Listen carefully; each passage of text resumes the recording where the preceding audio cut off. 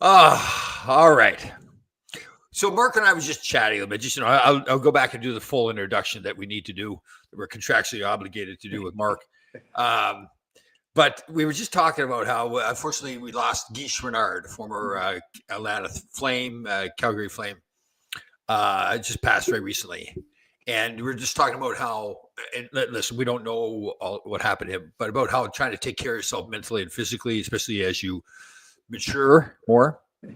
And you know what's it's I'm going to sound, I got to be careful what I say this. There's an elderly lady. I was leaving, go to the gym this morning, walking up my complex. It snowed here and it's getting a little slushy now because it's getting warm. So it's kind of icy. So she was trying to get out of her spot, got all twisted around. She was going to therapy and I was walking out to go to the gym.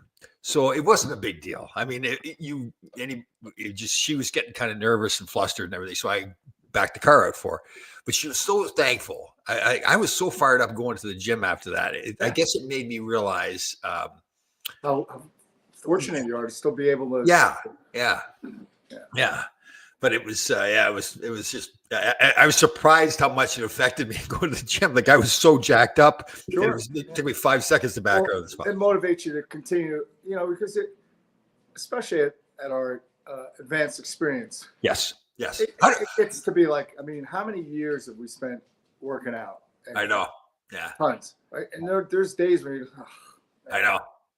But then you see what the benefits are. Yeah. And like we were just talking before we got on that, there's no guarantees, but you want to at least give yourself the best chance. Right. Totally. Yeah. It's how you, I saw an article about it, like talking about how you want to spend the last years of your life. Do you want to be vibrant and moving and going, right. Or do you want to be, yeah. And it's really our choice, right? Mentally and physically, it is our choice to how we live our life. Yeah. Well, there's more and more convincing evidence that your attitude really is a huge factor in your longevity and the quality of your life. Yeah. More so. Yeah. Totally. And I know you've known this for many years. I'm just learning it, but the whole connection, the scientific connection to your brain, how you're rewiring your brain with all the positive thoughts and everything. So neuroplasticity. And what's interesting, I think I mentioned this before, but years ago, I read an article in National Geographic, and it had to do with, I think they're called blue zones, where, like, in other words, the oldest people, the largest population of people that lived to be 100 years old. Right. It was Okinawa. Yeah.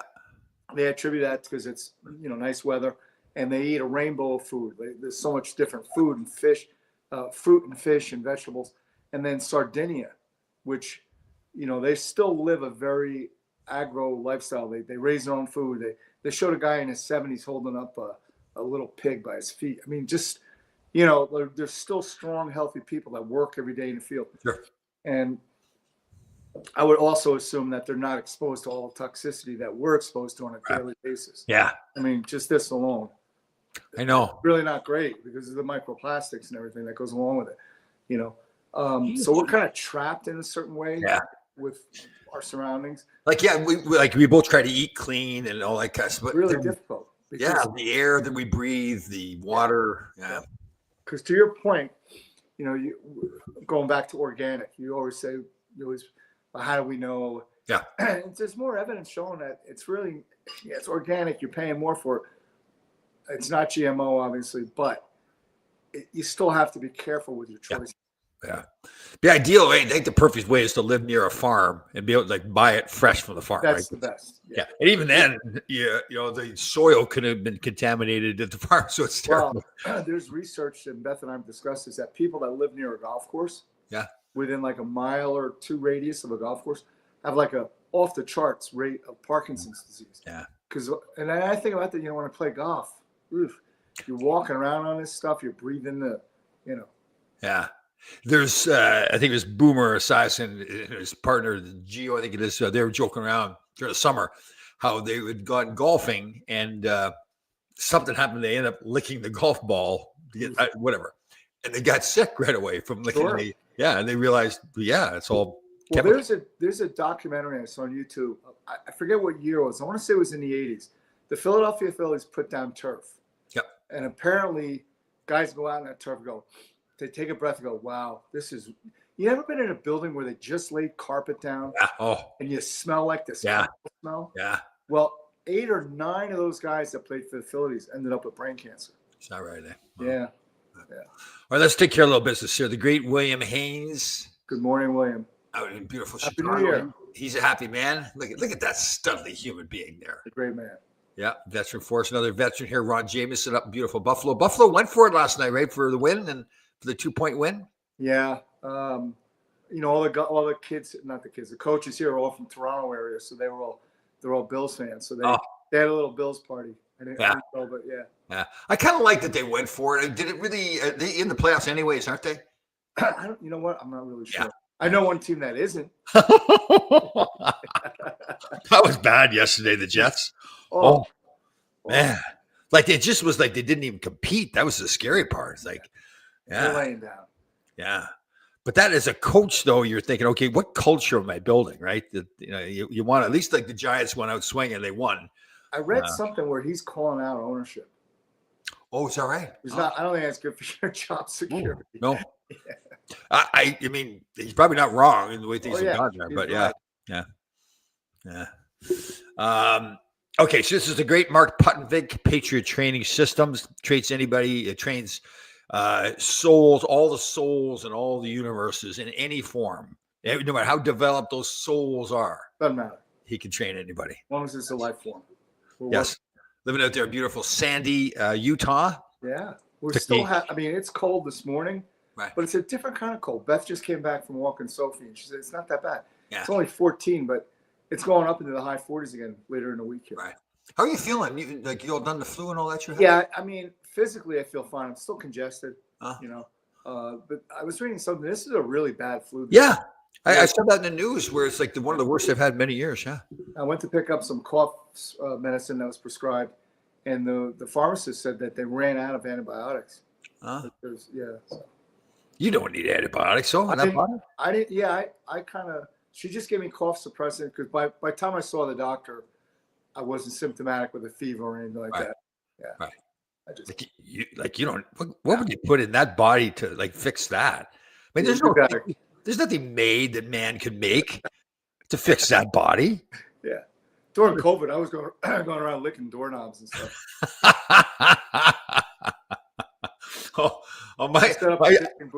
I know you the same way. You love your sons to death, and I love my sons to death. But when they come over, it is funny. Even now it's gotten to the point because of my past life. They're even asking me, "Is it safe to sit on the couch?" And stuff. And then they go to eat off the plates, and they go, "Did you wash these plates?" Yeah. And because I wash them, but I mean I'm not sterilizing or anything like that. No, you're not putting them in a hydroculator. Yeah. All right, let's take care of Danny Erickson here, our great buddy here. What do we think? Did you see the Matt Barzell slash? I saw a bit of it. You know what? I mean, they're going after Schaefer. That's the franchise. You got to protect that kid. And he slashed him on the foot. Like the guy took a little bit of a dive too, right? A little bit.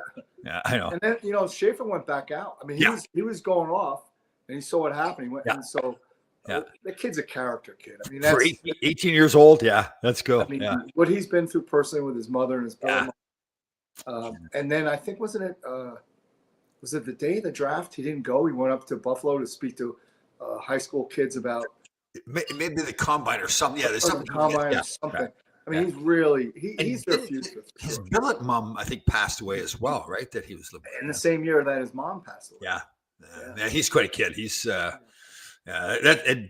don't think people always understand. Like we've been around these guys at 18 years old for anybody, but to go through the whole thing about being a professional athlete and pretty cool and stuff. He can play. Okay. All right. You know why we're trying to expand ourselves all the time. All right. No, this isn't too bad. Okay. I thought we were going to talk about the other team in New York. Oh, no. Yeah. Okay. So I'm always trying to I get into this thing now. Okay. Like the sun doesn't rise and set. It appears to us and it disappears to us. Yeah. Right. And the other thing I'm onto now is, okay. And I actually researched this. Why is the alphabet in the order that it is in? It is still the alphabet. It doesn't have to be in that order, right? Well, that's true. Yeah. Right. I'm wondering if I don't know. I don't want to. Well, looking up, it kind of the only rationale they had I could find was that it sounded easier, like to sing it, A B C D E F G, right? But isn't it originally Arabic? There's Phoenician, I think it goes Phoenician, back to. rather, Yeah, right. There's something. But maybe is there a numerical equivalency? Maybe that they use the letters to designate a number. There didn't seem to be any kind of a pattern that you could say, right? But again, then other languages obviously use the same, like French, right? It's different letters, obviously, but I mean, it's still the same order. Yeah, that's a good question. Yeah, I just I was pondering, and I thought, well, because you see one of those, so you get pulled over for drunk driving, and the officer asks you to recite the alphabet, and you say, okay, I'll recite it. Well, my version. Yeah, it's my version. Who said that? I don't know how well that would go. I don't believe in that whole system. Yeah, my own system. Well, I have an upcoming presentation I want to put on, and part of what they want to focus on in this company is people thinking outside the box and not thinking the same way all the time. So I'm trying to think of more examples about how we just get ingrained in us all these thoughts. I'll give you a great story then. Okay. Many years ago, probably 30 some odd years ago, I was at a Christmas dinner, and the speaker at that time, this is when like ESPN just first started, right? Right. And he worked for GE Aerospace, and his job, they just put up the first satellite. It had, I don't know, like 16 transponders, meaning 16 different signals they could hook up with. So he gets a call from a guy out of Hartford, not Hartford, up around that area, because the guy did a play-by-play on radio for the Whalers, right? Yep. And he was driving home with his kid from a game in the Garden. I think this is the one that was the WHA, maybe not, I'm not sure. And he said, see if you can find a game on the radio. And the kid's looking, and he can't find one. And the kid says, wouldn't it be great if there was a radio station and it had nothing but sports on it? And the guy said, he starts thinking, maybe better yet, right? So anyhow, he called this salesperson. And the guy goes, Bristol, Connecticut, goes up to see him. And what the guy did was he found this office was $2,500 a month. He wanted to appear he had money behind him. Sure. He maxed out his credit card to get this office for 1 month, just for this one meeting. Right. So the guy comes up from GE, and as he's walking in, there's a piece of paper taped to the door, the glass door going into the building, that said ESPN. So he sits down with the guy, and the guy says, hey, I got this idea. Anyhow, long story short, with no money, where he maxed out his card, a few years later, he sold it to ABC for like whatever, gobs of money.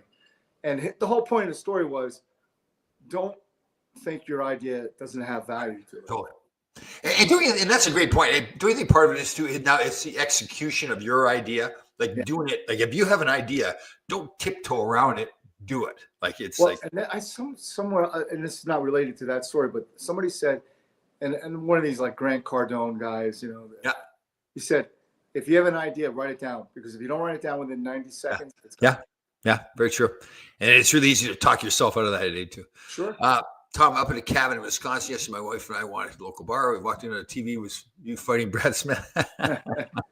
Good guy. You know, it's funny how we've talked about this before. You know this. It's very often you get in a fight with a guy, and then years later you become like best buddies. Like you laugh about the fight and the whole bit there. Yeah, so that's one of the Warriors, Ernie Hernandez. I don't know if he's a great guy, but he sends me over the holiday a video of you fighting. I forget who you were fighting. Maybe it might have been because was it when Smith was with Toronto? Is that Smith was with Detroit at the time. Okay, but you were fighting somebody from Toronto. Oh, it was a pretty good tilt. Oh, and he said something. Has Tom been training with you? I said, well, if he had a time machine, maybe. I don't know. So of course, Susan. 26 seconds. Yeah, we have to. Yeah, just so people understand that I haven't followed the show that much. That when Susan, we're contractually obligated to Susan, when she posts something, we have a 26-second rule. It's like an FCC rule, I think it is, right? It's pretty much, yeah. Right. Yeah, we have to post it. Right. What is your hobby?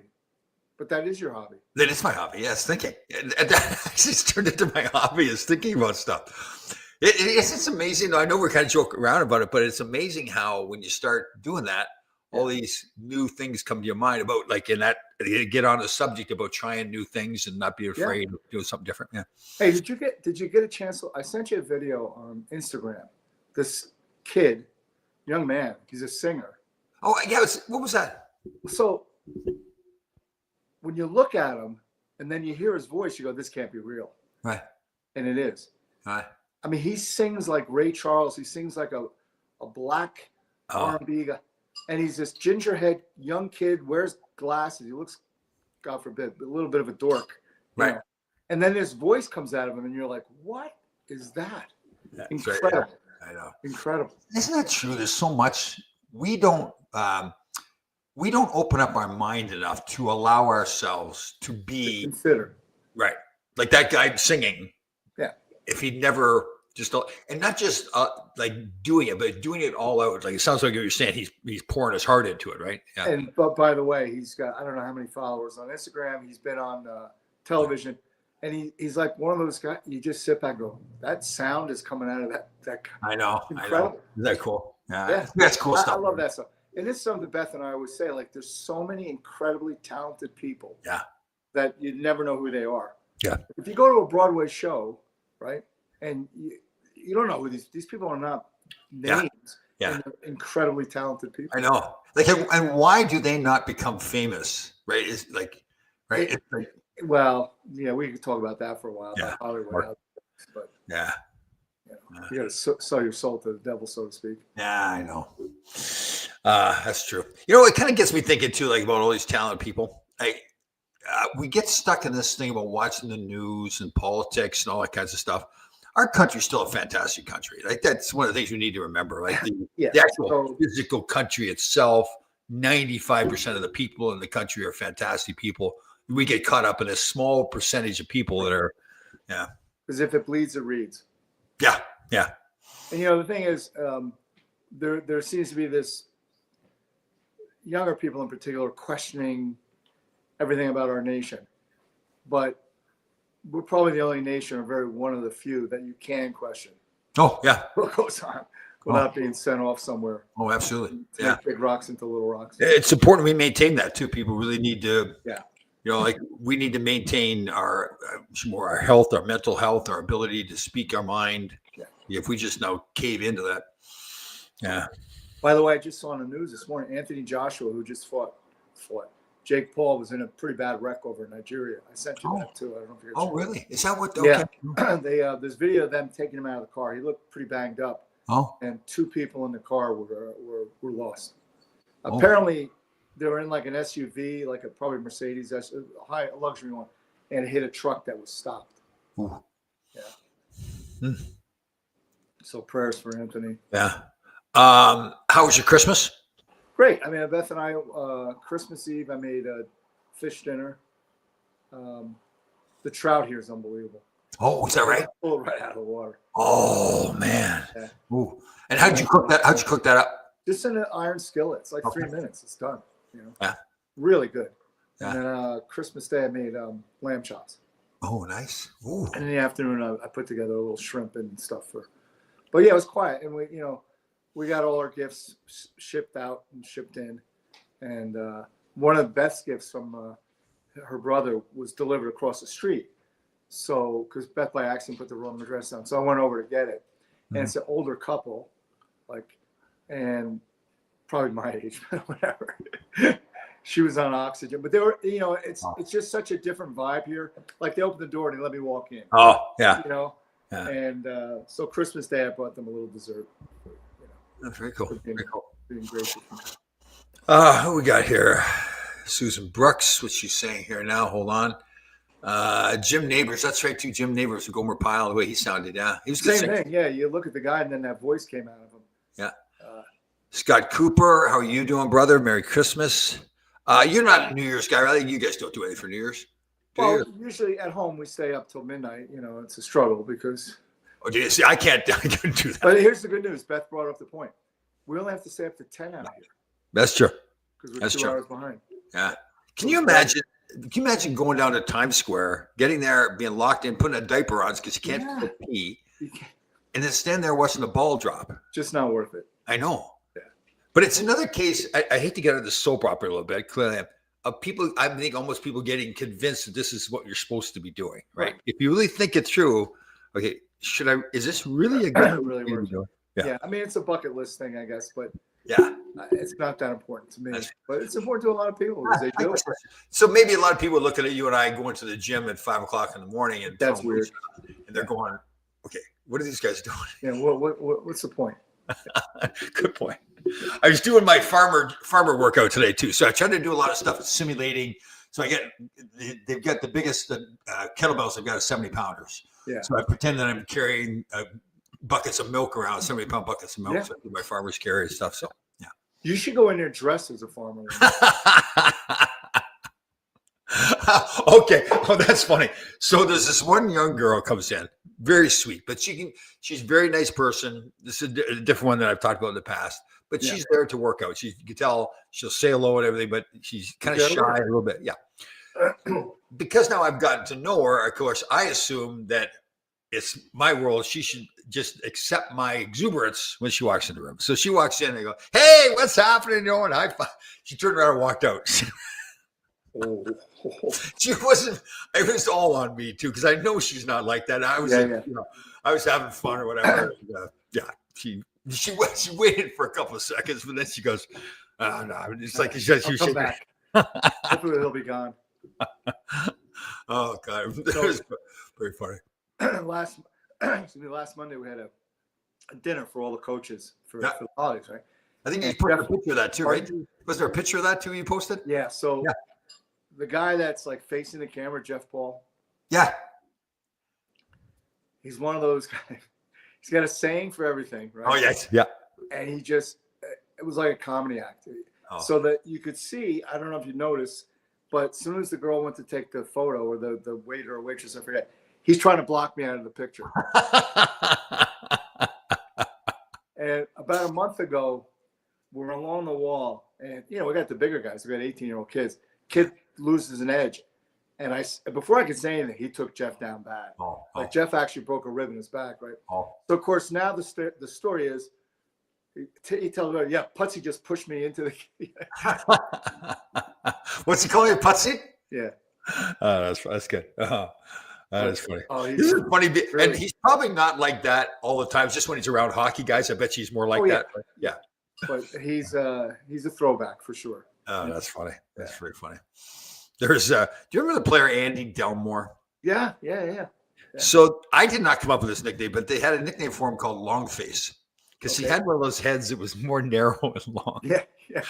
I tell you, I get on these videos now, and this funny stuff keeps coming up. Obviously, it's the algorithm because I keep watching. Right. And they had a guy, they called him Pencil Face, or no, Finger Face, because he had the long.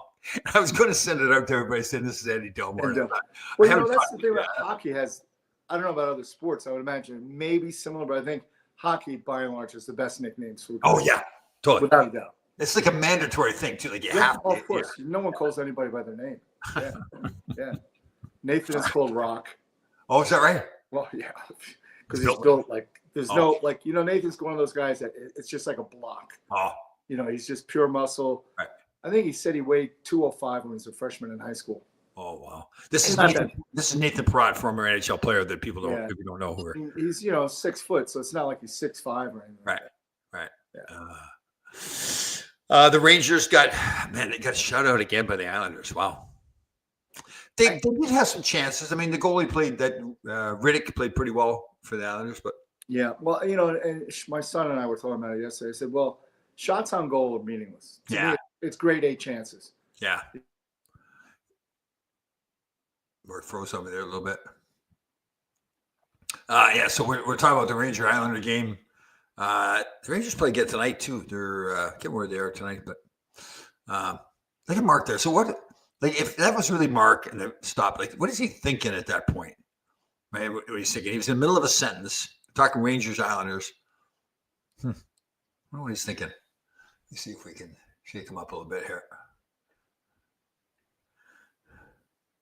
Oh, we lost him entirely. So Mark is out in beautiful Sandy, Utah, doing his coaching. So that may be a little bit of the issue there. Maybe they didn't pay the bill, the electrical bill. Thomas, man, it's fine. Pie face. Let me see this. Tom's man is Pie Face. Who's that? Oh, they're in Carolina today. Thank you, Susan Brooks. Yeah, and Susan, I think they didn't have another ceremony for your brother up in Toronto? Where'd they Rangers play recently? Something Canada, someplace I think where they did something really nice. I know you posted that online, and I think Susan obviously knows this. So people that don't know, I think pretty much everybody does. Susan's brother is Larry Brooks, a longtime writer for the New York Post, had worked for the Devils, recently passed away, and they did a lot of. It was really interesting, I know very touching for Susan too. A lot of great tributes to him around the league. For a guy who's a media member too, and Larry didn't pull any punches. It was really it was very unique in that how much people showed how much they respected him. And I know talking to Larry, that was very Washington. That's right, it wasn't a Canadian city. Thanks, Susan. So, and very often it's Mark entered the studio. Let me see if he's back. Yeah, I forgot. I had to put another quarter in. Yeah, they have this thing called like they send you a bill. You got to pay that. Although you shouldn't have to pay. I know it's kind of ridiculous. Right. Actually, at this point, I should just be able to. Totally. Yeah, lock like really, this whole thing about the internet, like it's probably just a farce. Like we could probably do this telepathically. That's what I'm thinking. Yeah. So I was reading an article. Quantum mechanics are saying now you can create your own luck. Okay. Yeah. I'm not sure how you do it, but yeah. What, like do like manifesting and stuff like that? Right. Or how? Yeah. See, I'm totally into that stuff. Like I think we have so much underthought. Maybe that's we haven't really underestimated how much we could really do with our minds, right?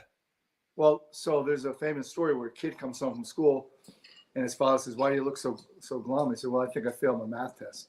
Right. Think positive. He says, "Well, then I'm positive I failed my math test."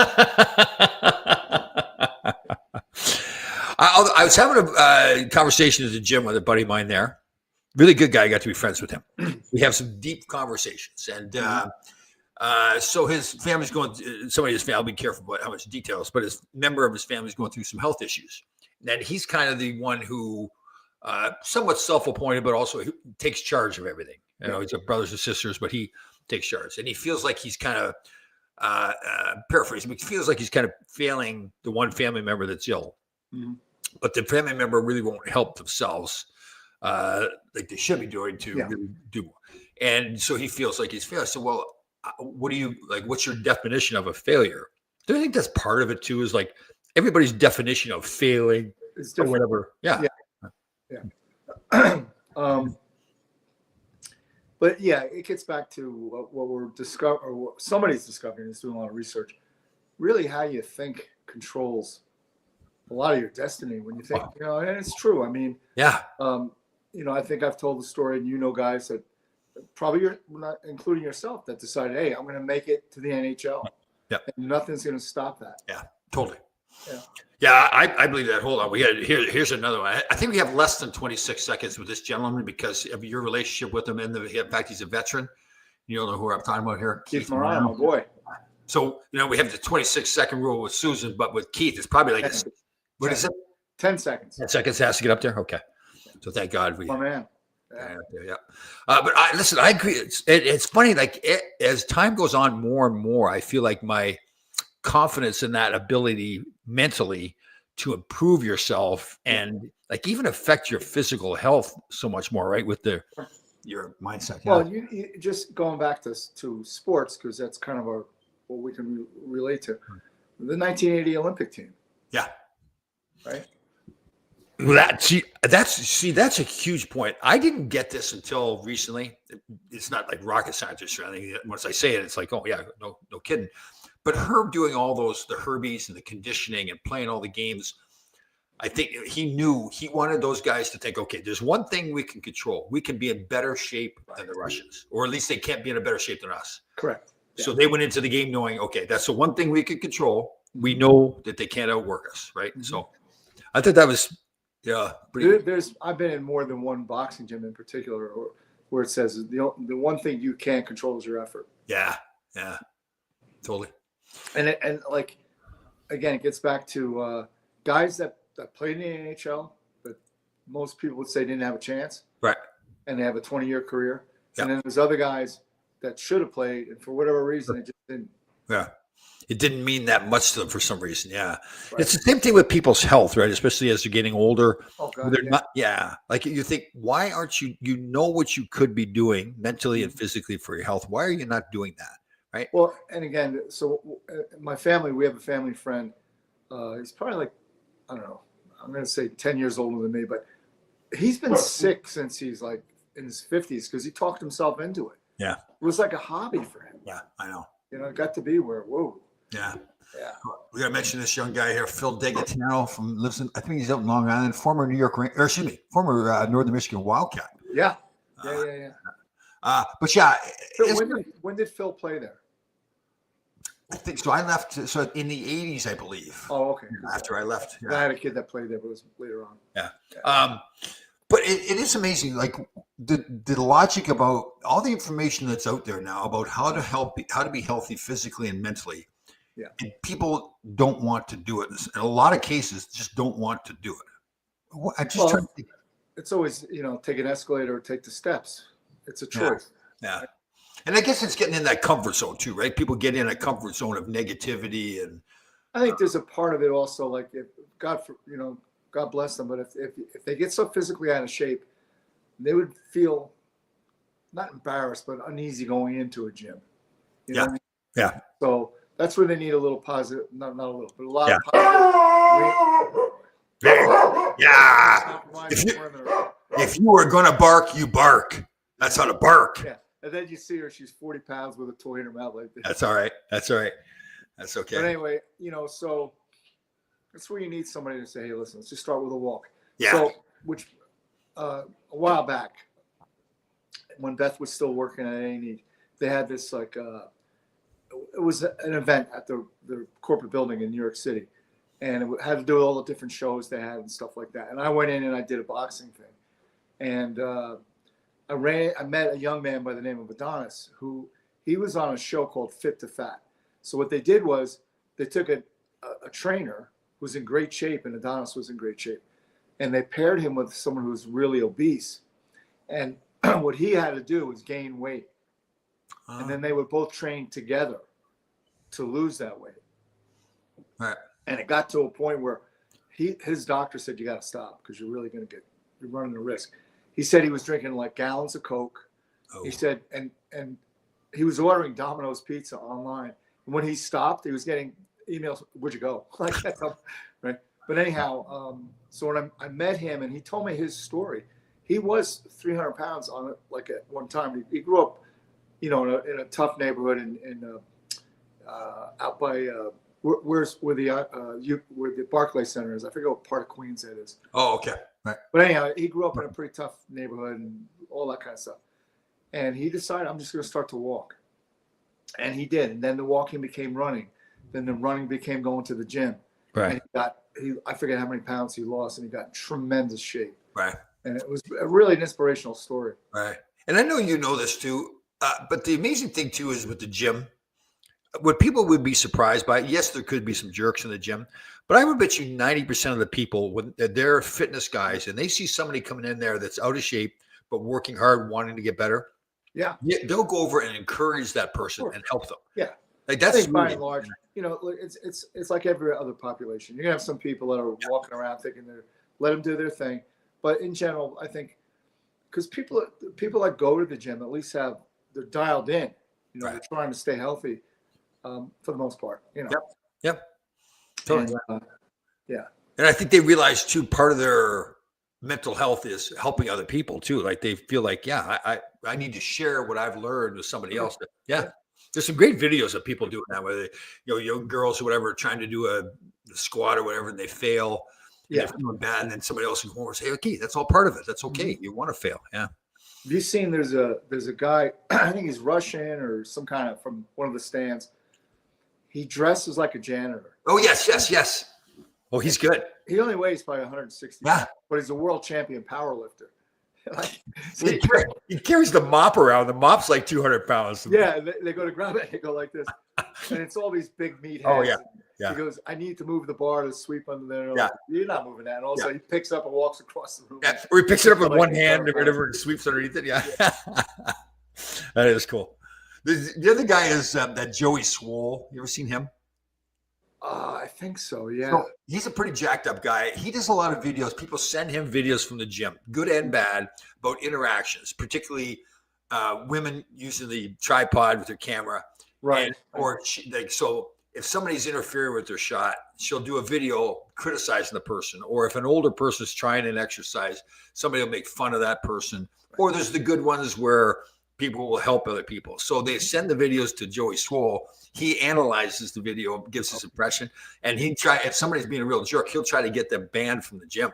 So it's pretty interesting. It's Joey Swoll, I think is what it's. I've heard of him. Yeah. Yeah.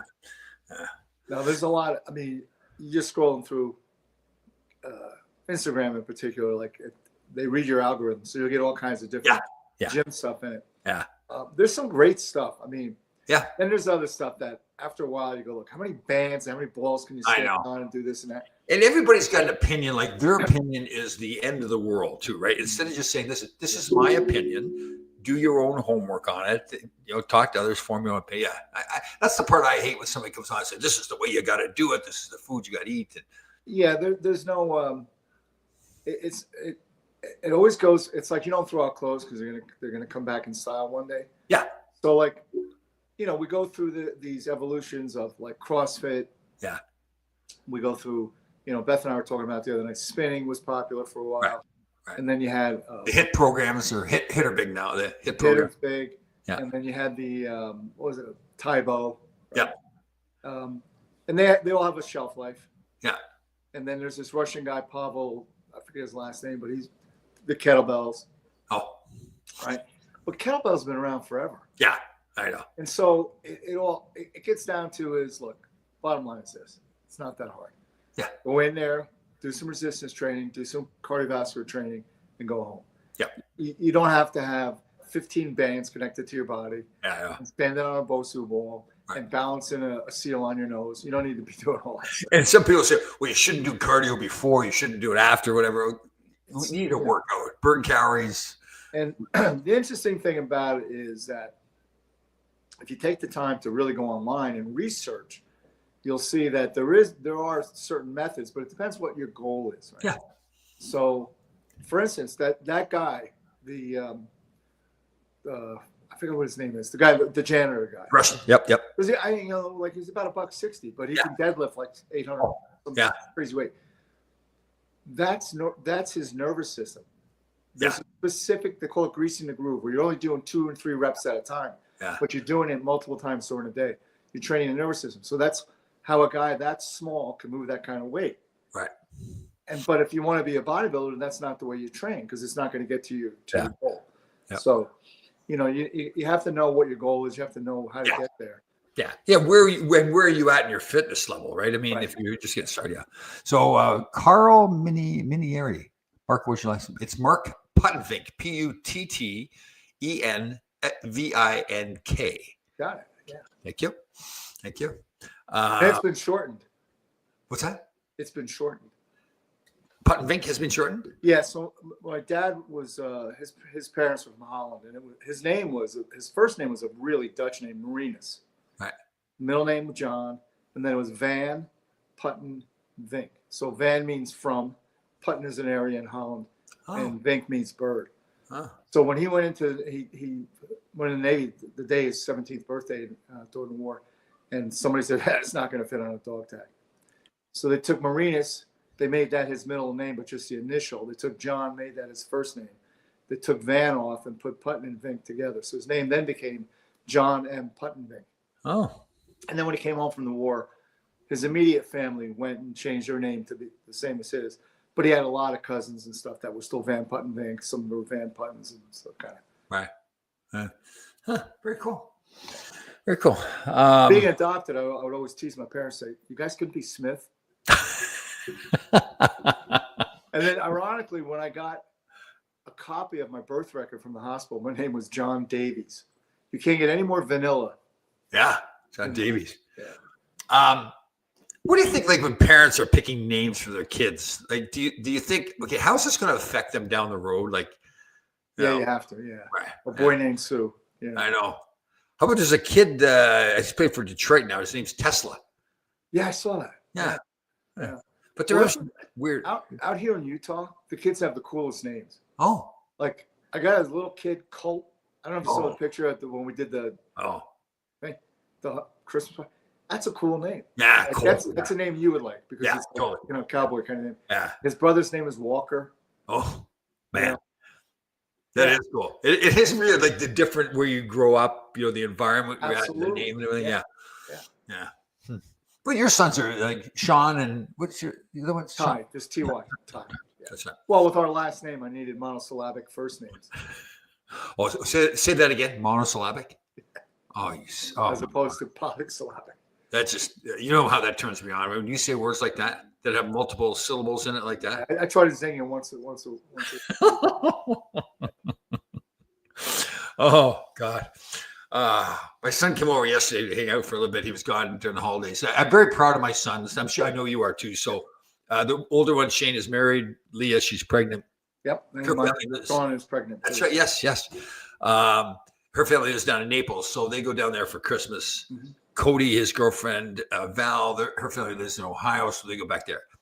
I miss them on Christmas, but I'm very proud that they make sure that, and that they take care of the women. It isn't just all about us; it's about them going to see their family. It is a different dynamic because Beth.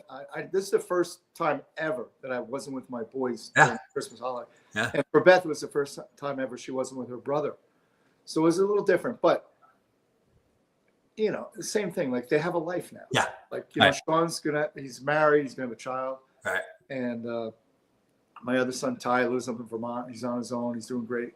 So it's isn't it? Like you know what I think it is. What I've learned, I think if you're going to be a good father, it isn't all about you, right? It's like you're raising your sons to be good, independent men, strong men.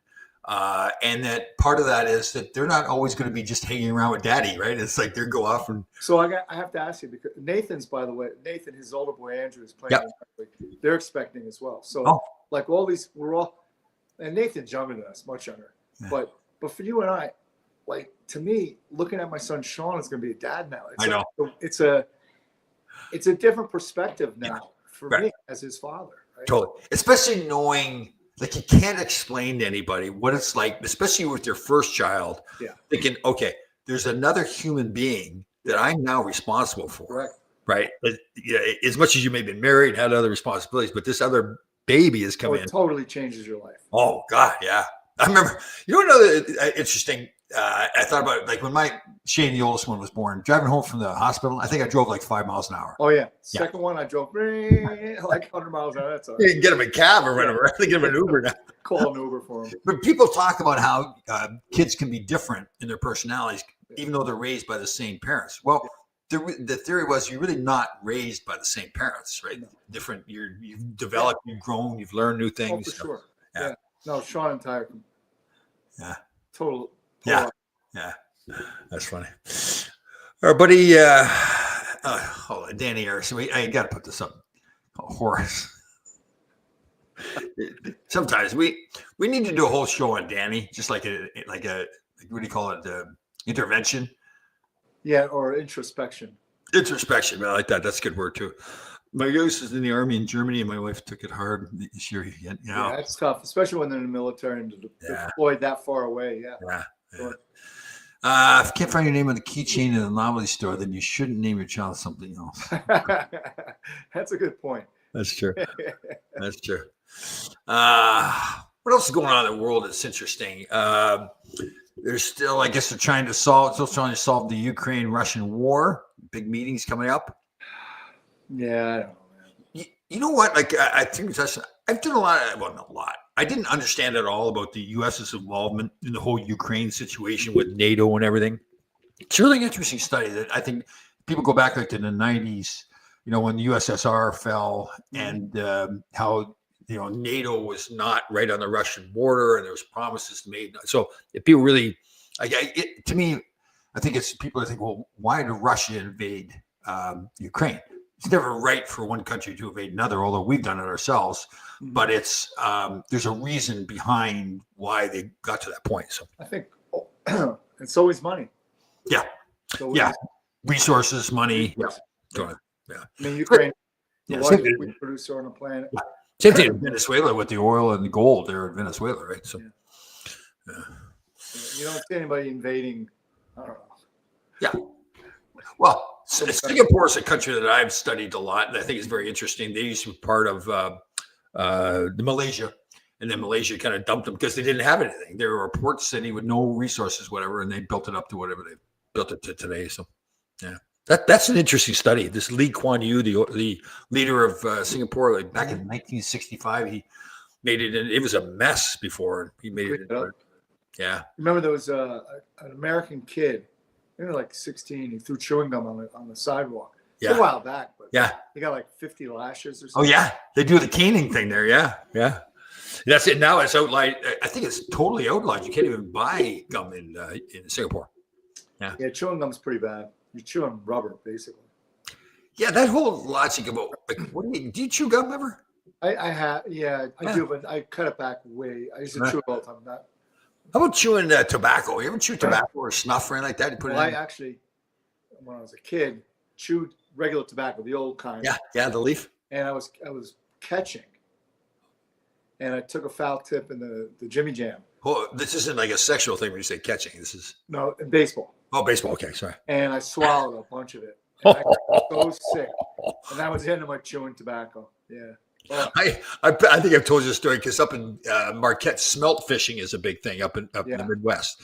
So smelt are these tiny little fish, Yeah. and they go upstream like in the thousands, and you don't really fish them. You get a big net and Net. scoop them up, scoop me. and then guys sit around like at midnight or whatever drinking, and they get a bonfire going. They slit them down the gut there and clean all the guts up, throw them in the frying pan with some flour on them. It's like a French fry. Yeah. So I'm thinking I'm Mr. Tough Guy. Same thing. I'm chewing the leaf, and we're drinking Mogan David, that Mogan David wine, MD20. Yeah. Quality. And I'm thinking I can drink and I can chew tobacco at the same time. Same thing. I threw up so bad. That was one of the worst I've ever. Yeah. Now the new thing are these little Zyn, I think they're called, like packets. Yeah. I know. Yeah. But what's the point of that whole thing? I never understood why I was doing it. There's also, I've been seeing some stuff where nicotine can be healthy for you. Oh, Yeah. that's right. I forgot our boy Phil Degatano's here. He knows what it's like up in Marquette, Michigan. There, it's Yeah. that's the Midwest up there. We're hunting and fishing. It's changed a little bit now, but yeah.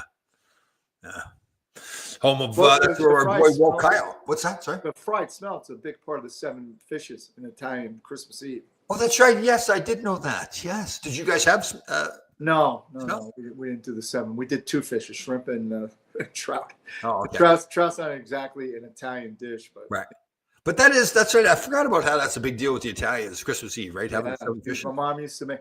I was dating a girl in high school, and she went over because she got some pasta, and she went over to get the sauce. And when she took the lid off an octopus, was staring back at her in the sauce. Yeah. So the girls that you dated in the past, Yeah. I mean, obviously they don't compare to Beth at all. So I don't want to Well, could. there's different categories. Yeah. Do you think they sit around and say, listen, I used to date Mark Puttenvink, like to their friends and everything? When they stub their toe, probably. No, a Brings couple, back memories of pain. seriously. Yeah. Because you think of like, you've trained everybody in the universe, Right. multiple universes. Just about everybody. Right. Huh. I don't think I occupy much of their brain space, to be honest with you. Well, you never know though. Like I think like some woman, not just in a sexual, like maybe you've touched her in a certain way, not necessarily even physically, like emotionally you touched her in a certain way, and now she just randomly will be walking around. Think, I wonder what Mark Puttenvink's doing. Like my memories of Mark Puttenvink, right? Well, they could be good and bad memories. Yeah, no question. It could be good and bad, but think about that though. This obviously, I But mean, no one, when we talk about this too, no one's who they were right. decades ago. Yeah, and they wouldn't be who they are now had not been Right. for all the experiences they had with different people. So, what, like you think about a particular girl Mhm. what would she, and now she is who she is, could have kids, married, maybe she's a Right. governor of some state or something like that. And she's saying, Mark helped me get to where I am today. Like, what role I did Mark? there's any of them that say that. Yeah. Yeah, probably not that big of an influence. No, I see. I don't buy that. See that's okay. Like even Well, if, okay, so I went to my high school reunion. Beth was with me, Right. and it was a woman there. I never dated her, Right. but she lived across the river, and she would in the summer hear me playing the piano. okay, So that was a positive influence on her. there you go. Right. So probably like in moments where she needs to calm down or whatever, she'll think part of what she'll think is Mark playing the piano. How? That brings back nice memories. And Yeah. then her brother probably has bad memories because he and I got into a rock fight across the river. We're throwing rocks at each other, and I got him good in the leg. Yeah, lucky throw. Okay, so now what random person in your life, just somebody in passing, maybe somebody you had more of a relationship with, that you think occasionally you think of them and the role they played in who you are today? Is there somebody from your past? Oh yeah, there's a lot of people for sure. Right. Yeah. Right. Yeah. Coaches, Right.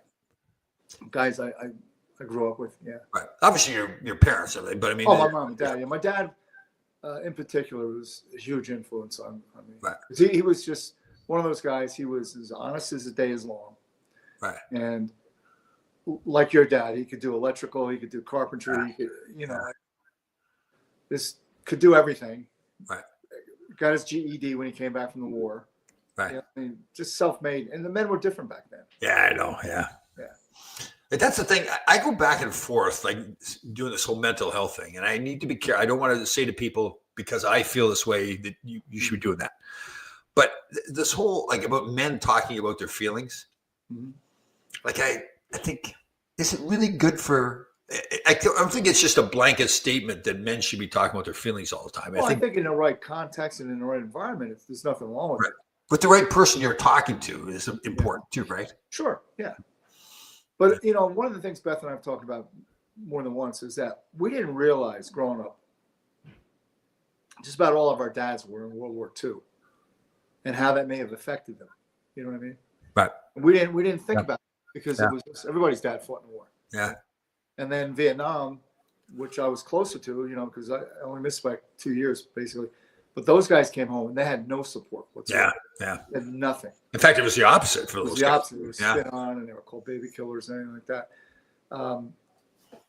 It's better now, but it's still not where it needs to be. Yeah. Yeah, because I know I've gotten for myself where with talking about feelings, it's more, again, who do you really, I mean, you and I are great friends. Right.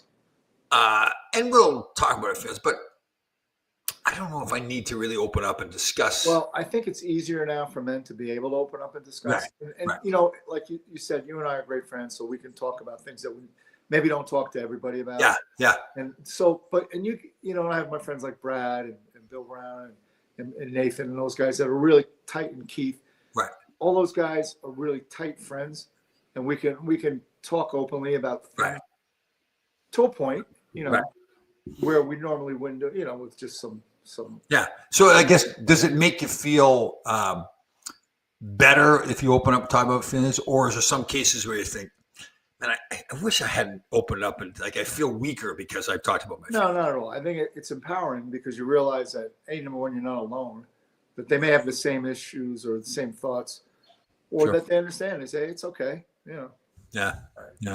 Here's the other one too. Go ahead. We're all everybody's weird in their own way, or I know.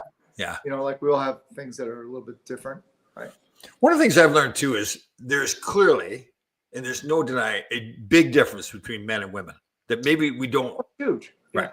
So, for instance, the whole thing about women venting Mhm. and wanting men to just sit there and listen to the venting. Right. I understand from the woman's side that that's what they want, but I've learned more to recognize men are not women. Women are not men. Men are not made to just sit there and listen. Because it's They're usually made- about us. Yeah, they're right. It's usually about us, and they're usually right. Well, but men are made to do something about it. They're made to react. I believe. So especially with a loved one, if they've come to you and they have an issue, I believe your immediate reaction as a man is, and I think it's healthy, is to say, how can I help on this situation? Right. Yeah. To just sit there and listen is almost like, okay, what am I? I'm not doing anything. I'm just sitting there listening to the problem. My job as a man is to help. Is to Yeah, we're more inclined to take action, right. Yes. especially, and again, it's contextual. So like, if anybody ever spoke bad to Beth, I'm going to go after them. Yeah. Exactly. That kind of thing. Like if she came home and told you some man was giving her a hard time, whatever it was. Yeah. To sit there My and first listen, reaction is I want to go out and slap. well, him. yeah. But to just sit there and listen is like, okay, that's just not a natural thing for a man. I don't think. Yeah, well, because we react differently.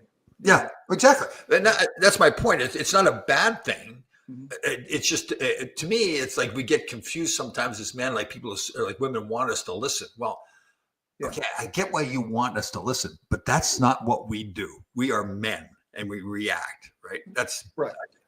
Yeah. Again, it depends on what the context is. If it's something that you need to hear to make your relationship stronger, then you really need to listen.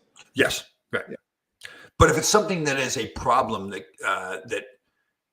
Your immediate reaction is try to fix the problem. right. Yes. Yours is a great point. I guess your wife is venting about your relationship and she wants to work on that. Well, that's a different story. But if something externally is affecting her or somebody you care about, it's react. Do Yeah, something. and I think there's a fine line, and for a man, you have to. You're not all men, but most men are sheepdogs. In other words, they're going to be protectors. Right? Yeah.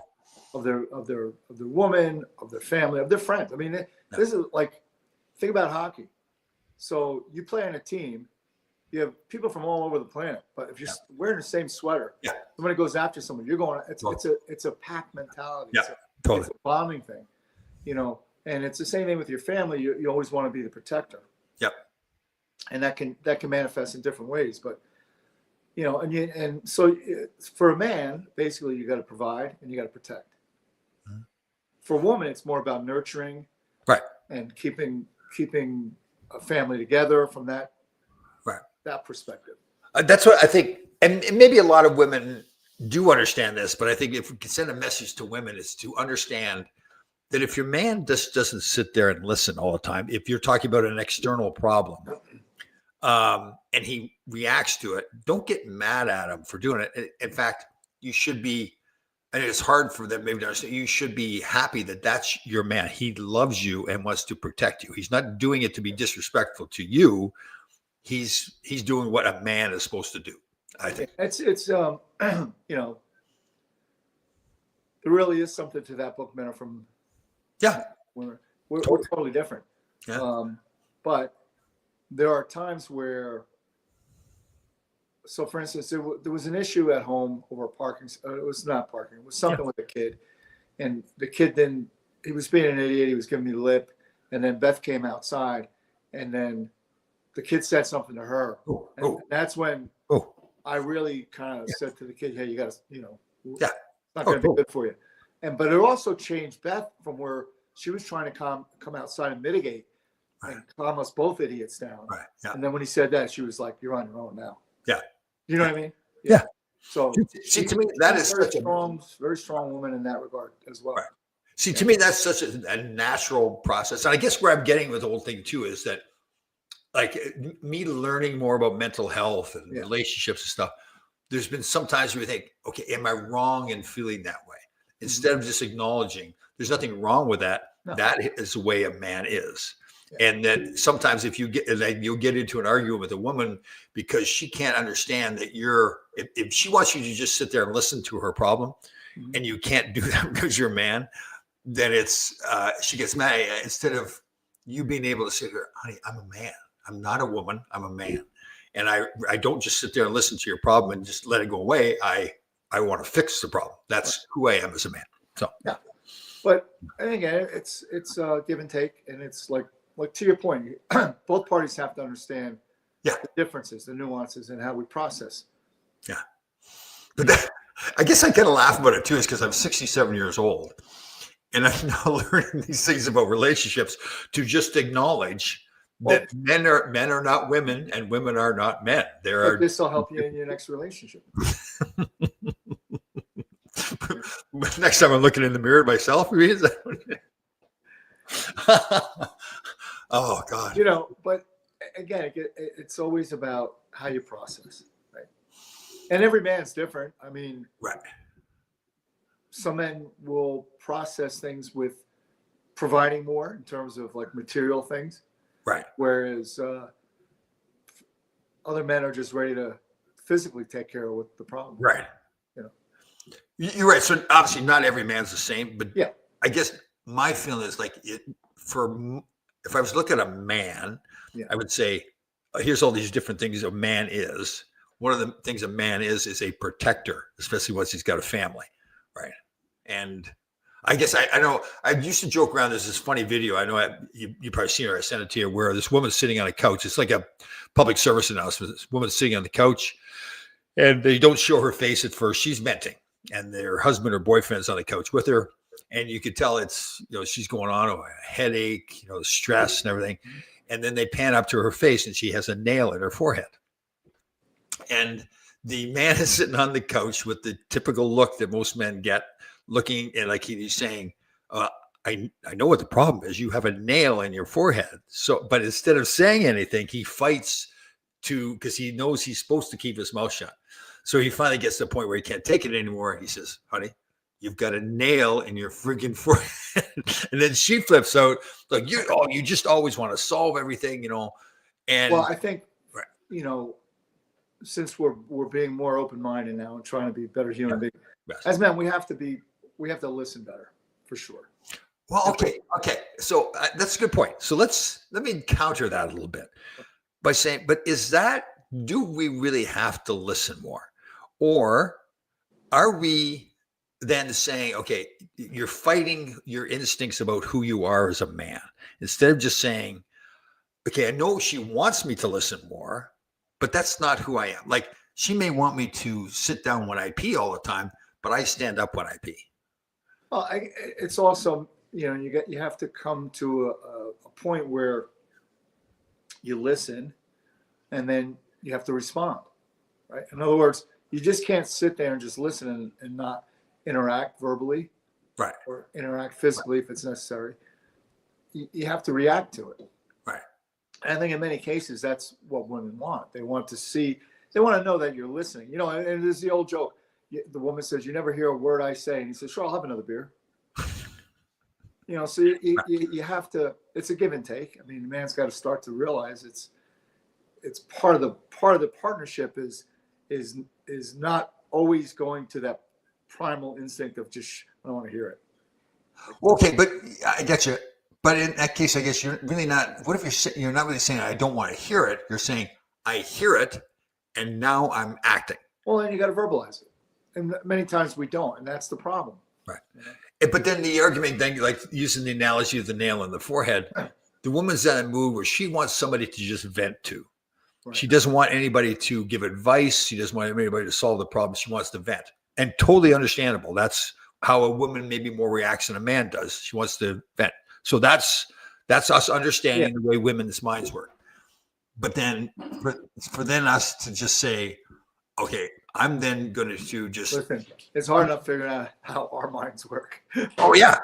Yeah. But again, part of what I'm thinking too is part of what I'm learning is to not doubt yourself as a man. If this is how you feel, that's like generally you put some thought into yourself and you think, okay, this is how a man. I'm a man. This is how I'm supposed to react. Understanding full well that she's not going to understand the way a man reacts because she's not a man. Right. Right. So instead of doubting yourself, you say, this is who I am. I'm not. See, to me, part of the issue of stuff with me in the past is questioning myself. Like, should I be reacting this way? Should I be feeling this way? And just instead of just saying, yes, that's who I am. Well, I think most of the time when a woman's venting, she has a problem and she wants you to react or fix it. So no. I'm going to argue there. A lot of times women don't want you to fix anything. They want you to just listen. They want to vent. Acknowledgement. Yeah. They don't even want acknowledgement. They just want to vent. Okay. Well, here I am. This is a great. See, I think this is a fantastic conversation. What Range is going to do with the power play, because I'm getting eye darts right now. Oh God, maybe we should just do a separate show with Beth. I think you And should. Yeah. oh God, I just think it's a fantastic discussion because Well, look again. And it's a process. I'm learning because I know a lot of the times Beth just wants me to acknowledge. yeah, In other okay, words, that, you know, yep, and I'm not. So my mind's going to how do I fix it right, in terms of right, okay, listen. This is something, and she's saying this is something you cannot fix. okay, I right, just want you to acknowledge it, gotcha, okay. and that's hard for me because I want to fix it. Right. Okay. So that's a good point. So you now, because you guys have a fantastic relationship, you've known each other for a long time, you understand what's going on, Right. and you're able to realize, okay, I actually just, she wants me to listen and acknowledge, not try to fix it. But Yeah. okay, on the other side now, she's got to know, she knows you. She got to know that you're sitting there thinking, I've got a solution. Right. But you're Well, not. yeah, I don't know what she's saying, but like going back to the nail on the forehead, my reaction would be get up, get pliers, and pull it out. And say, Right. Yes. Right. Yeah. But the woman's really just looking for you to say, hey, can you see that? Can you distract yourself from the TV for a minute and see I have a nail on my forehead? Right. Right. So that's part of it too, because they Yeah. want you to, and I understand that they want you to realize that, hey, can you listen to me for just listen to what I'm saying? Nothing more. Just acknowledge that you hear me, and I'll feel better and we'll move on. Right. Interesting. But again, it gets back to there's big differences between men and women. Well, see, and that's one of the biggest things I think we instead of like trying to deny that fact, just acknowledge, listen, we are totally different. We do not think the same. Sure. Yeah. Well, I mean, it gets down to even like your choices in what you want to watch in a movie. Right? You know, women tend to want to watch a story that is based upon emotion, and men want to watch stuff blow up. I put this up because I think, like, how many women, if they're watching this, are laughing like these two idiots? Like, don't listen to these two idiots trying to figure out relationships between men and women. Two guys that spend their life chasing a rubber biscuit. I know, and especially like think back 10 years ago. If we tried, we wouldn't even know what to even talk about in this subject, right? Bell woman. Oh, I love this stuff. Us got like I know we say this all the time. It seems like every week, but the more I opened up my mind, it's opened up this whole like maybe it's like a can of worms that you can't close now, right? Yeah, once it's open, it's game's on.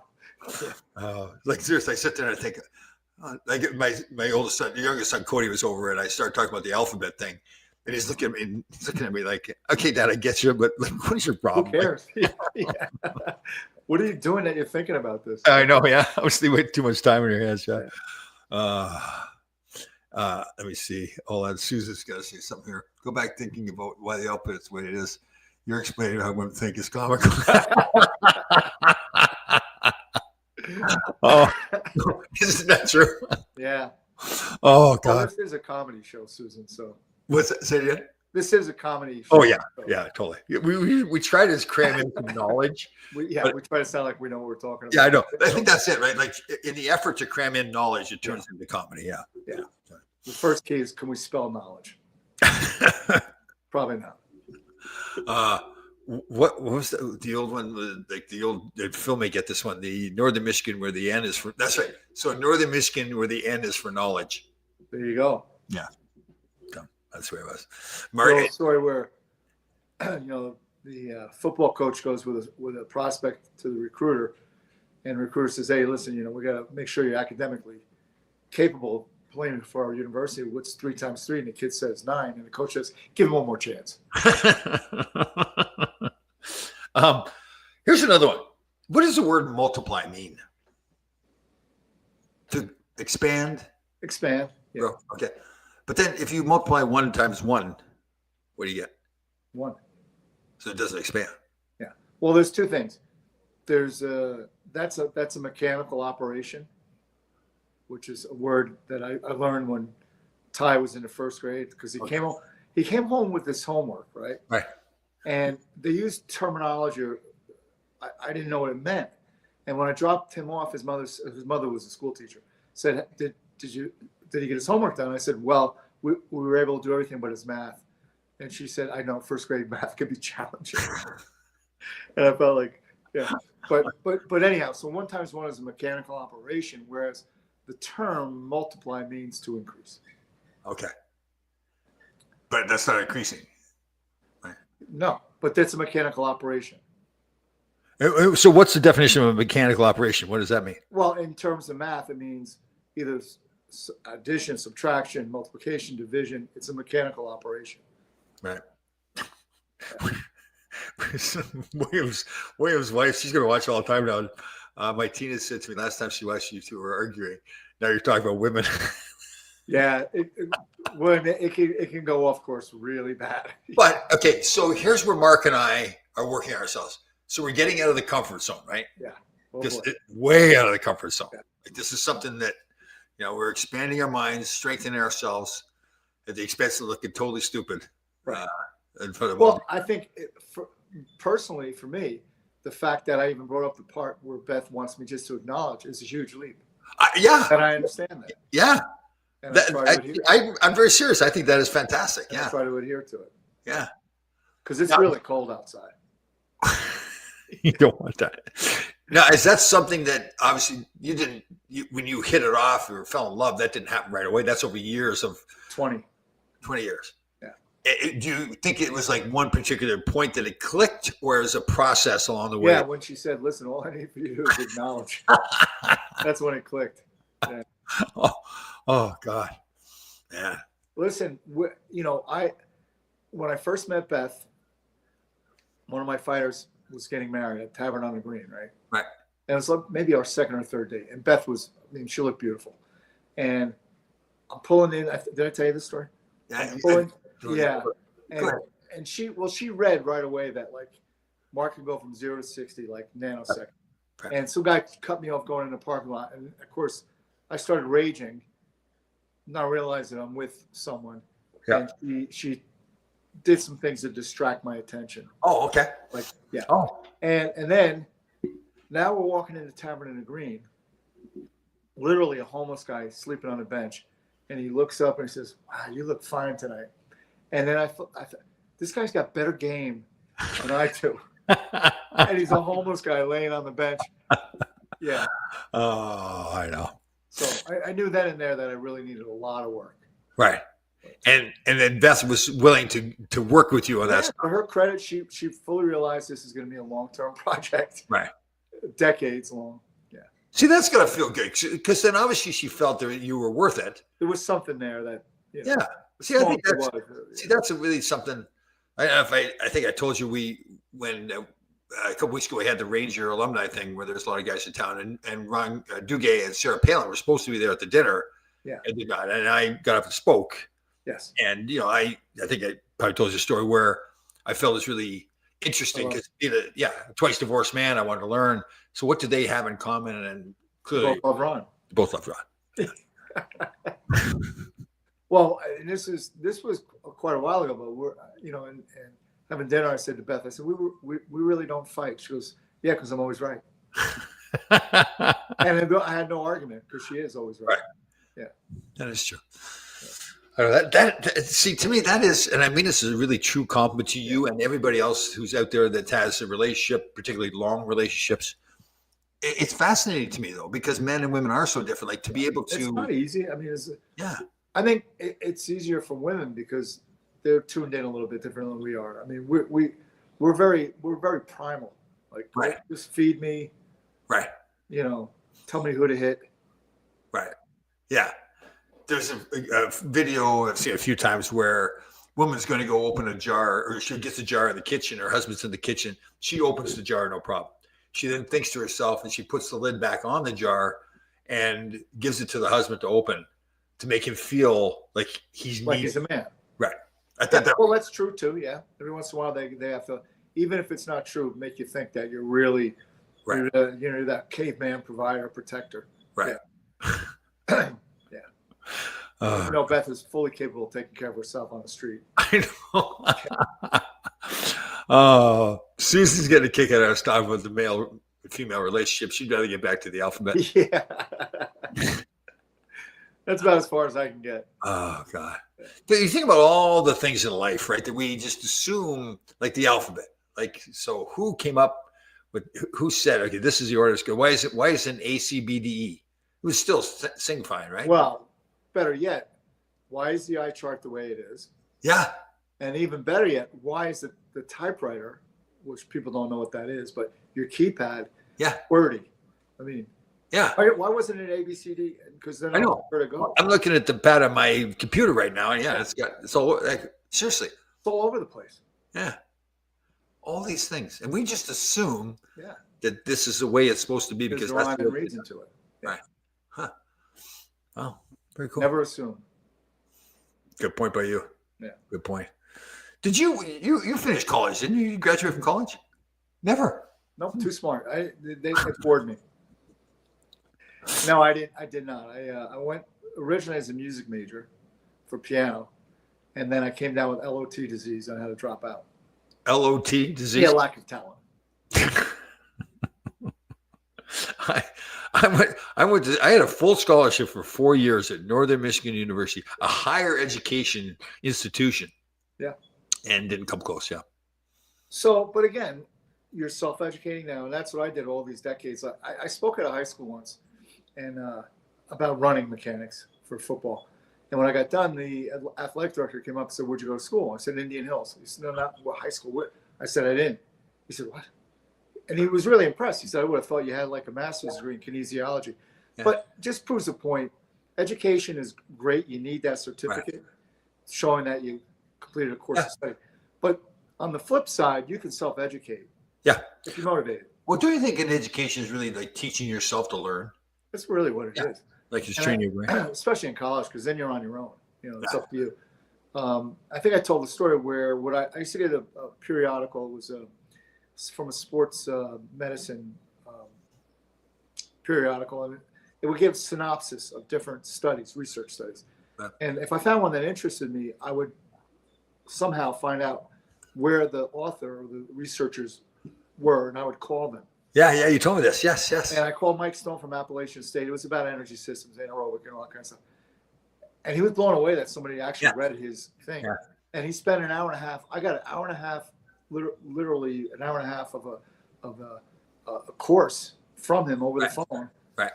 And then later on, I found there was a Lenox Hill did a study on 14 or 15 New York Rangers on how riding the bike shortens your hip flexor mobility and how it can affect your skating stride. Oh. Because I was kind of against bikes, but there's a practicality to it because, you're confined with space. Call them, and then like 10 years later, I was there with the Rangers doing some VO2 stuff, and I met the guys and it was so, again, it's up to you how you self-educate. Here's a great one. So the word tour is Pacific Ocean. Yeah. Right. 3 C's, all pronounced differently. Yeah. Well, Poland or Polish and Polish. Yeah. Huh. Well, that's what's very difficult for some people to learn English. Yeah. Yeah. All the inconsistencies. Right. Yeah. Right.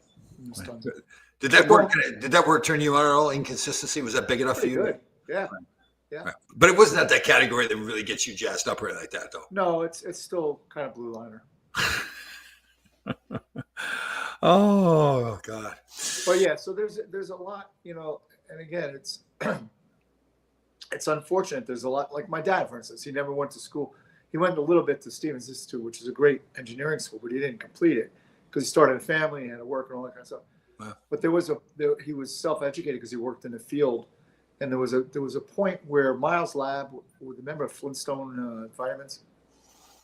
Oh yeah, they had a manufacturing plant in New Jersey, right. And he was in a meeting, and he didn't have his engineering degree, and all the engineers, corporate guys came in, and they made a proposal, and the plant managers pretty much said, "That's nice, but we're going to do what he says."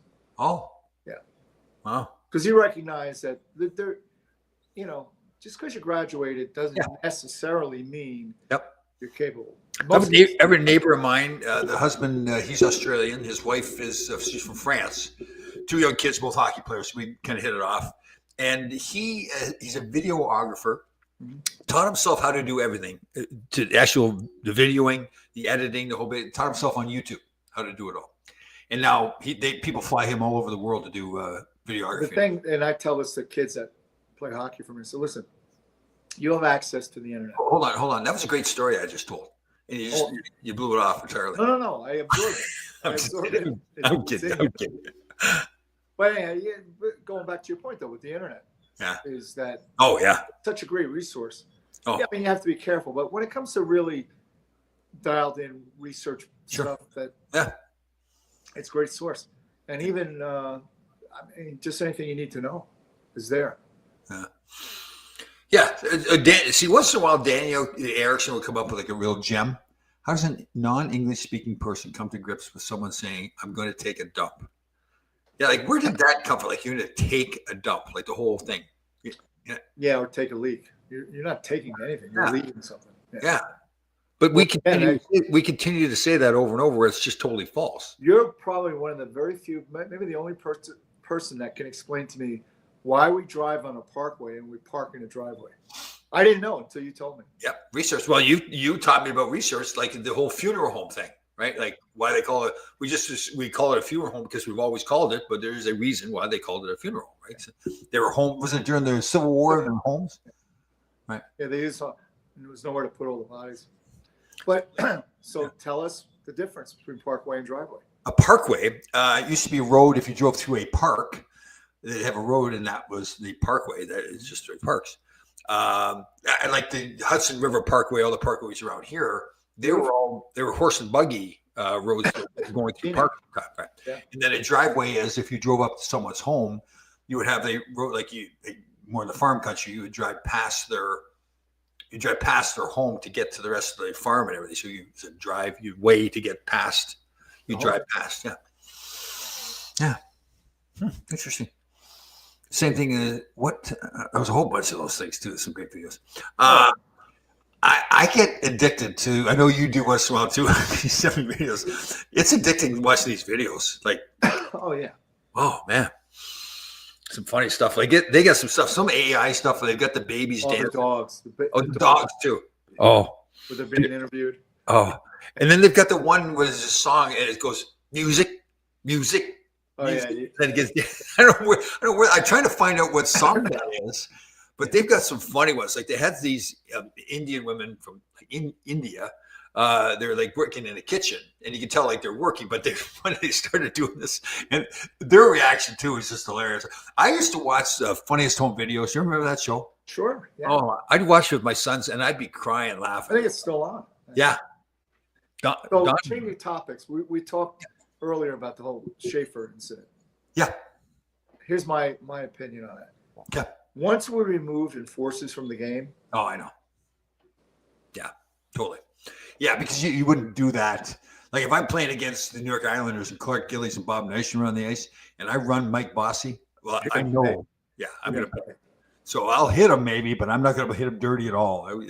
And teams back then, you didn't have one guy; you had 3. Oh, totally. And it wouldn't just end at that one game. Like they were really good at saying, "Okay, I'm going to continue to get you until I get you." So Basil McRae was on that Hull and Kelly Chase, which is great. I love that little podcast. By the way, he hates being called Basil. It's Basil. Basil. It's funny because I used to call him Basil just to piss him off. So he talked about when he played in Detroit, yeah. And they said, "Oh, it must have been easy for you because you have Proby and Costa." He said, "No, it was horrible. Nobody wanted to fight those guys, so they would want to fight me." Very funny. You still got your client that you do at noon Eastern? On Tuesdays now. On Tuesdays, okay. Excellent.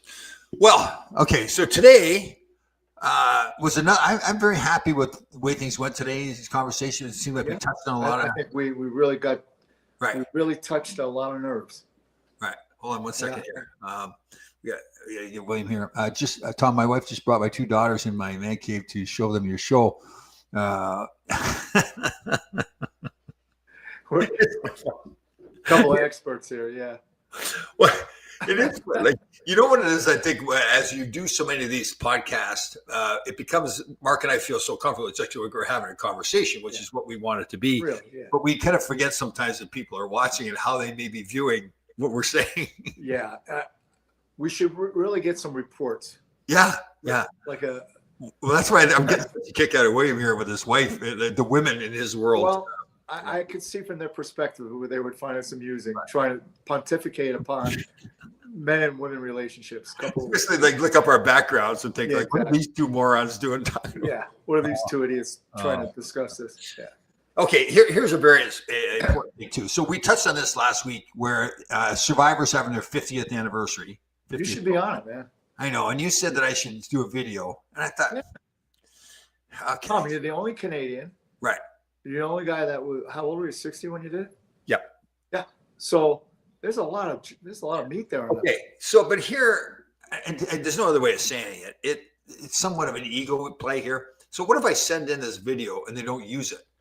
It's like, you call up a girl. Well, there's two ways to look at it. They didn't use it because it would override everybody else. I love you. I love you. That's all there is to it. You might get contacted by Mark. What's his name? The guy that does the show, the producer. Oh yeah, He's Australian too, I think, right? yeah. That's right too. And start your own. He may say, "Tom, let's do it." Oh, that's right. That Mark Burnett. Yeah, Burnett. You may want to do just a show just on Tom Laidlaw. Right.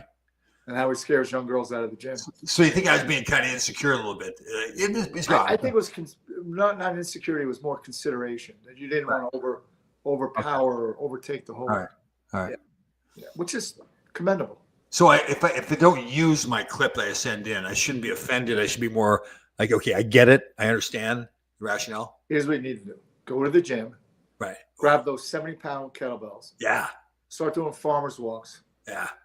and like just with a bad attitude, saying, "I'm still surviving." And you know this too. Once you carry those around for a few minutes, your veins in your arms are All just popping. jacked up. Yeah. So I'll do the video where I'm still carrying the weights and everything too, and the veins be popping.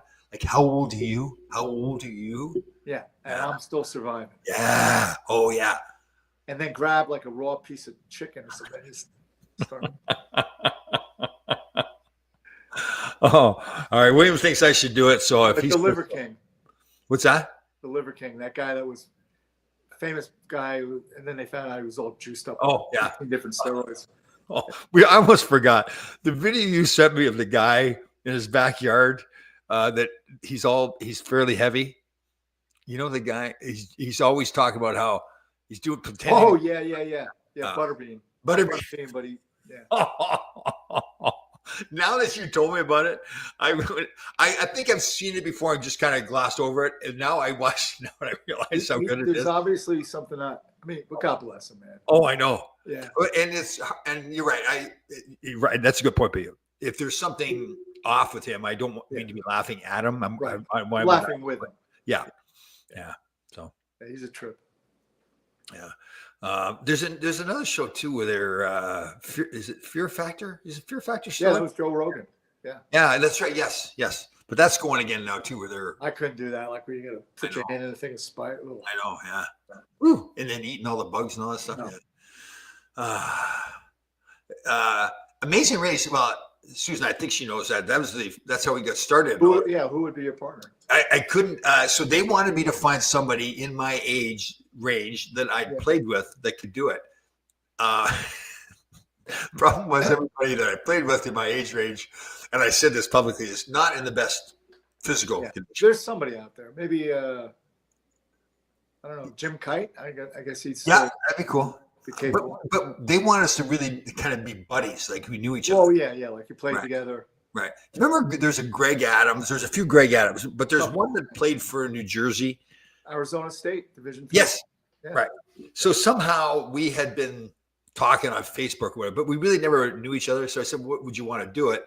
And I think he needed a U.S. passport at the time or whatever, and didn't have it. There's some reason it didn't happen. But yeah, so that's a good question. So I actually asked Ron Dugan. I thought he'd be good to do it. He did not have I don't think he had a U.S. passport either. I think he's just on a green card stuff. Think of an American you played with. What about Dave Silk? Whoever, McClanahan or one of those guys? Oh, Dave Silk would have been a good one. Yes. Dave Silk. I'll tell you, he's a really interesting person. He went through, I don't think he's talked about it publicly. He's gone through some alcohol and drug issues and really cleaned himself up. And really, like a lot of stuff we talk about, he's really into that as well, like self-improvement and everything. So, But wasn't Baker? Didn't he play with you? There's two Bakers. The goalie, Steve Baker. No, the defenseman that was on the 80 team. Yeah, Bill Baker. Yes, he plays. Yeah. Yep, definitely. No, he'd be good. How about Mario Marois? Mario Marois. He was a fun guy. So he was a good player. He was a real good player. Yep. And I got here. I know what he did. It was when Freddie Sherrill was still coaching. We were out in Vancouver playing, And I'll be careful how I phrase what he said, but Vancouver, British Columbia, so they shortened it BC. Yeah. He gets on the bus in the morning. He goes, BC with a French accent, bunch of, with the other C word. That Yeah. was inappropriate to use. I don't know. We thought it was hilarious. I thought it was hilarious. It was just a one line. Next day, he gets traded to Vancouver. Is that right? Yeah. So there must have been something else going on there. Oh, yeah. It was basically, okay, screw you. We'll send you where. One of the funniest stories I heard about him, you may have been in the locker room, where he went up on the board, he drew a Christmas tree and put a line over it and then put 0 here. And they're like, what is that? It's just the weather. What do you mean? Tree below 0. Yeah. That's good. That's him, though. Oh, that's funny. There's the other one. So you draw a tree with a little pile, and then another tree with a little pile, another tree with a little pile. And you say, well, what is that total? And you say, well, the total's 10. And they say, well, how's the total 10? Tree and a turd, tree and a turd, tree and a turd. There you go. Isn't that funny? Again, it's all adult men, hockey players, and this is what we come up with. It never ends. All right, brother. I think we've really kind of. I feel I think confident. we've covered it all today. Yeah, and I think we kind of changed the universe. Like We always do. yeah, like we jumped from one universe to another. What I'm learning is like we were in one universe when we started. We've now jumped into another universe. Yeah. It's like Star Trek. All right, brother. So New Year's is when? Thursday? Thursday. Thursday night? Have a great New Year's. You too. You and your lovely bride. If just a little bit of advice, if Beth wants to sit and just talk and vent a little bit, I would just listen. I don't know if you. I think that's the takeaway from today. Right. Yeah. Yeah. So okay. What is the takeaway is understand that men and women are different. Completely. And if you want to stay in a relationship as a man, you need to listen. Again, so it goes back to the difference between multiply, the mechanical operation, Right. where we're always doing a mechanical operation in our brain trying to fix the problem. Right. Where they're just looking for multiplying, meaning understand, acknowledge my feeling. Okay. So we shouldn't be so literal, maybe, I guess, in Correct. some ways, Yeah. right? That's what it is. Okay. And I'll continue to be single until next year. Maybe not. You never know. There might be somebody you meet today, Tom. Good point. You know what? Good point, Bill. You know, we helped a nice elderly lady this morning get out of her parking spot. Maybe she's got like a Granddaughter. granddaughter. I keep forgetting I'm 67 years old. I guess I'm kind of elderly too. Or a daughter. Yeah. Your daughter, yeah, definitely. Yeah, definitely. All right, brother. Have a great New Year's. You Have a too. great New Year's, everybody. And let's continue. I know it's still the holiday season. Continue taking care of each other. The 988 hotline in the whole bit. So have a fantastic time. See you guys.